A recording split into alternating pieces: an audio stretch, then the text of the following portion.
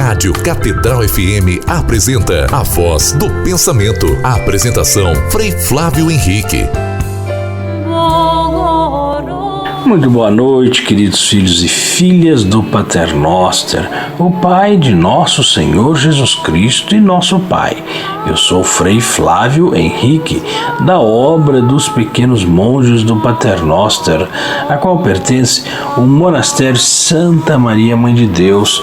Eu estou sempre por aqui nas ondas da rádio Catedral FM de Juiz de Fora, também da Rádio Cultura de Santos Dumont, das redes sociais, pelo canal, o novo canal do YouTube nosso, né?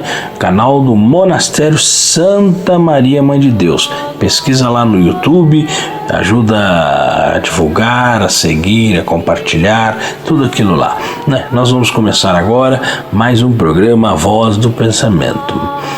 Gente, por que eu estou desde a semana passada tentando fazer análises sobre a crise pandêmica e também a crise do medo e do pânico?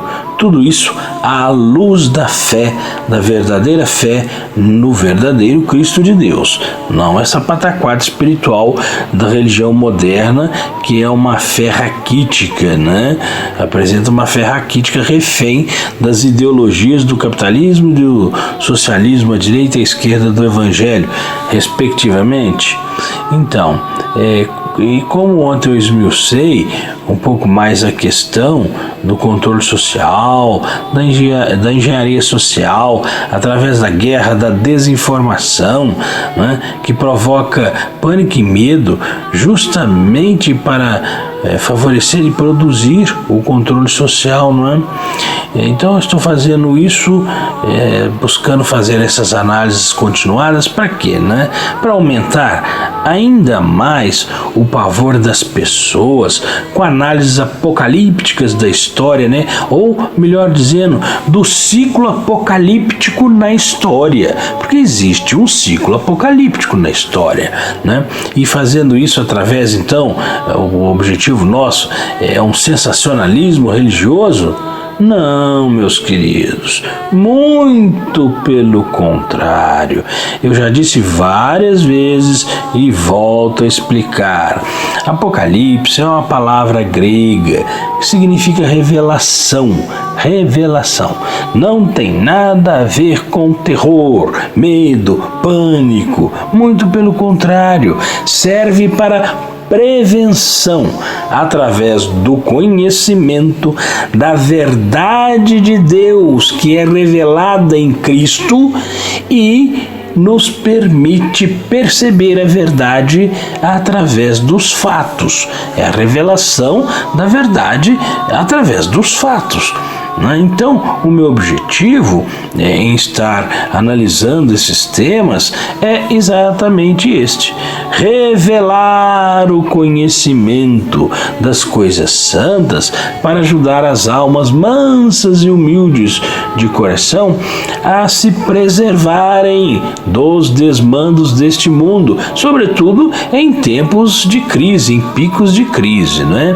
Então, quem vai entrar em processo de desmando e desgoverno são os poderes mundiais na disputa pelo governo mundial nessa nova ordem que já começa a nascer. E essa questão do pânico causado pela desinformação como elemento estratégico para a implantação do controle social não é mera teoria da conspiração e nem ficção não, viu? É um processo factual e orgânico, com evidências muito concretas na sucessão dos fatos. Quer ver? Vou dar um exemplo bem concreto disso, que não vem de analistas palpiteiros por aí não, viu? São informações institucionais que demonstram aquilo que a literatura acadêmica especializada em estratégia russa, por exemplo, desde a Guerra Fria, apresenta, não é? Então, olha, quer ver? O relatório europeu do Serviço de Ação Externa da Comunicação Estratégica da União Europeia apresentou um relatório que, entre outras coisas importantes, identificou o seguinte: aspas, está lá no relatório, de 22 de janeiro a 19 de março de 2020, este ano, os caçadores de desinformação da União Europeia listam mais de 110 casos de notícias falsas, fake news, de origem russa sobre o coronavírus. E diz ainda, o principal alvo da desinformação do Kremlin é agravar e piorar a crise do sistema público de saúde do Ocidente para subverter as sociedades europeias. Fecha aspas. Isso está nesse documento, viu? São trechos de um documento oficial, de um órgão institucional da União Europeia, gente. Não é chute de palpiteiro de internet, não. E eu estou citando esse aqui só para dar um exemplo bem concreto, muito concreto mesmo, de que essa coisa toda de guerra da desinformação não é apenas teoria da conspiração, não é ficção, não. É de fato a nova guerra dos dias atuais. Pense, um vírus letal, desconhecido e sem cura descoberta, já que é um vírus novo, com um marketing de pânico como esse que nós estamos vendo aí, para instalar o caos, com uma campanha informativa ostensiva, tal qual propaganda de guerra, não é? Para induzir o pensamento coletivo, causa mais pavor do que uma guerra com explosões para todo lado. Por quê? Por que isso acontece? Porque por mais que uma guerra com bombas e mortes horríveis sejam coisas chocantes, e de fato são, os exércitos tentam se destruir, né, de um lado e de outro, eles tendem a poupar e proteger as populações civis, ainda que tenham algumas mortes civis como dano lateral de um lado e de outro, né? Então, o horror das guerras convencionais, ele é causado pela morte de soldados que se matam de um lado e do outro, ambos os lados protegendo os civis, né? Agora, presta atenção, o horror causado por essa nova guerra da desinformação sobre uma epidemia viral aterroriza muito mais, porque nesse tipo de guerra a ameaça não é contra as forças militares de um lado e de outro. Presta bem atenção nisso. A ameaça é diferente, porque ela é diretamente contra a população civil e diante de dois inimigos invisíveis que as Forças Armadas não têm absolutamente nenhum poder de coibição ou retaliação, por mais poderosa e bem armada que seja, não é? E que os dois inimigos invisíveis tão perigosos são esses que nenhum poder militar do mundo consegue enfrentar, nem os maiores poderes militares conseguem enfrentar. São, no caso aqui em questão, que estamos analisando nesses últimos dias, que está acontecendo, está aí para todo mundo ver, né?